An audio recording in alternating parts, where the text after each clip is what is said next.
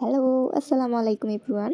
আজকে আপনাদের most requested একটা কেকের ডেকোরেশন দেখাবো। তো এই কেকটা আমি যখন পেজে আপলোড করেছিলাম সবাই অনেক পছন্দ করেছিলেন এন্ড সবার অনেক অনেক কোয়েরিজ ছিল এই কেকটা নিয়ে, কিভাবে কালার টেনেছিলাম, কিভাবে মাঝখানে হার্ট শেপটা করেছিলাম ইত্যাদি ইত্যাদি। তো চিন্তা করলাম পরের বার যখন এই কেকটার অর্ডার আসলো আমি এই কেকের A to Z ডেকোরেশন ভিডিওটা আপনাদের জন্য করে রাখি। তো ফার্স্ট আমি কালার মিক্সিংটা দেখিয়ে দিচ্ছি। এখানে আমি নিয়েছিলাম চেরি রেড কালার অ্যান্ড উইলটনের ব্রাউন শেডটা, দুইটা মিক্স করে আমি একটা নুট কালার এনেছিলাম।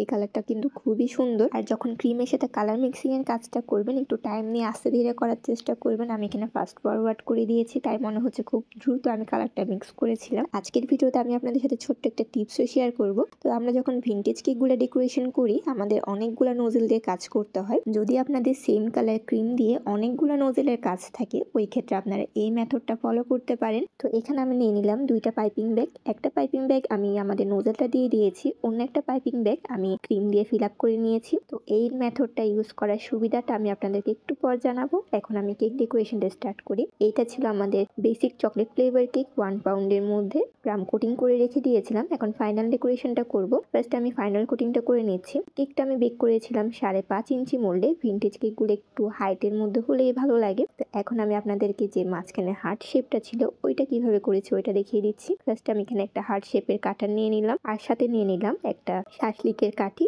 আর আমাদের সুগার পার্ল। এখানে আমি একদম স্মলেস্ট সাইজ সুগার পার্ল আর মিডিয়াম সাইজের যে সুগার পার্ল আছে ওইটা নিয়েছি। এখানে শাসলিকের স্টিকের সাথে আমি কিছুটা পরিমাণ হুইপিং ক্রিম লাগিয়ে নিয়েছি, এতে করে আমাদের সুগার পার্লগুলো কেকের উপর ইজিলি বসানো যাবে কোনো ধরনের ম্যাশ ছাড়া। অন্য কোনো মেথড ফলো করলে দেখা যায় এটা খুব ভালো একটা ফিনিশিং দেয় না, তো আমি এইভাবেই করে থাকি। তো এখন আমরা যে হার্টটা ড্র করেছিলাম ওইটা আস্তে আস্তে করে পার্লসগুলো দিয়ে ফিল আপ করবো। তো এখানে আমি ফার্স্টে বড় সাইজের একটা পার্লস, তারপর দুইটা ছোট সাইজের পার্লস, তারপর বড় সাইজের পার্লস, এভাবে করেই আমাদের ফুল হার্টটা কমপ্লিট করব। আমি যখন ফার্স্ট টাইম এই কেকটা করেছিলাম তখন আমার মাঝখানে হার্টটা করতে অলমোস্ট 1 থেকে 1.5 ঘন্টা লেগেছিল। এটা অনেক টাইমের কাজ। তো সেকেন্ড টাইম যখন আমি করি আমার মাত্র 30 মিনিট লেগেছিল। আসলে প্র্যাকটিস মানুষকে অনেক ইমপ্রুভ করে। আপনারা যখন করবেন চেষ্টা করবেন একটু ঠান্ডা মাথায় আস্তে ধীরে কাজটা করার, তাড়াহুড়া করার কোনো দরকার নেই। এগুলাতে একটু টাইম লাগে। আর সবসময় চেষ্টা করবেন কাস্টমারকে একটু ভালো কিছু প্রোভাইড করার, কারণ কাস্টমার আপনার কাজের উপর ডিপেন্ড করেই কিন্তু আপনাকে পরবর্তী অর্ডারটা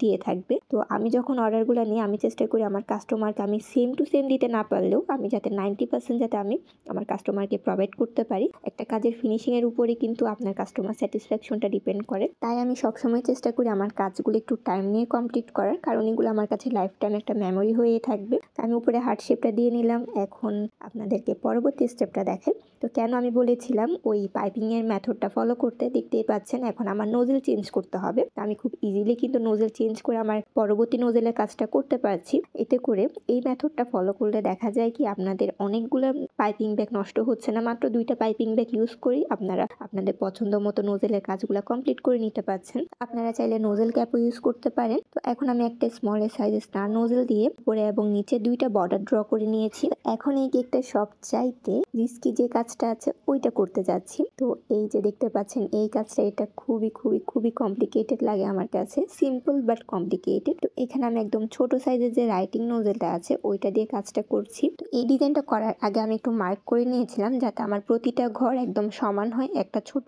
একটা বড় এমন যাতে না হয়। তো আমার নোজেল ওয়ার্কের যতগুলো কাজ ছিল ওইগুলো আমি সবগুলোই কমপ্লিট করে নিয়েছি। এখন আমি কেকের রাইটিংটা অ্যাড করে দিচ্ছি। তো এই রাইটিংগুলো আমি করে থাকি হচ্ছে ফন্ডেন্টের উপর। একটা কেকের লুক কিন্তু অনেকটা রাইটিং এর উপরও ডিপেন্ড করে। আপনার রাইটিং যদি সুন্দর না হয় তাহলে কেকটাও দেখতে ভালো লাগে না। তো কেক আপনি অনেক সুন্দর ডেকোরেশন করলেন কিন্তু রাইটিংটা যেমন তেমন করে দিয়ে দিলেন তাহলে দেখা যাবে কেকটা দেখতে তেমন একটা ভালো লাগছে না। তাই চেষ্টা করবেন রাইটিংটাও একটু সুন্দর করে দেওয়ার। নেক্সট এই কেকটার মধ্যে অ্যাড হবে হচ্ছে কিছু ব্ল্যাক কালার বো। তো বো মেকিং এর ভিডিওটা আমি করেছিলাম, এটা আমি লাস্টে অ্যাড করে দিব, যাদের ভালো লাগবে আপনারা দেখে নিতে পারেন। তো আমি এখানে 4টা বো ইউজ করব আর এই বো গুলো আমি বানিয়েছিলাম রিবন দিয়ে। তো আমি বো গুলো অ্যাড করে দিলাম। তো এই হচ্ছে আমার কেকটার ফাইনাল লুক। আশা করি আজকের ভিডিওটা আপনাদের কাজে আসবে।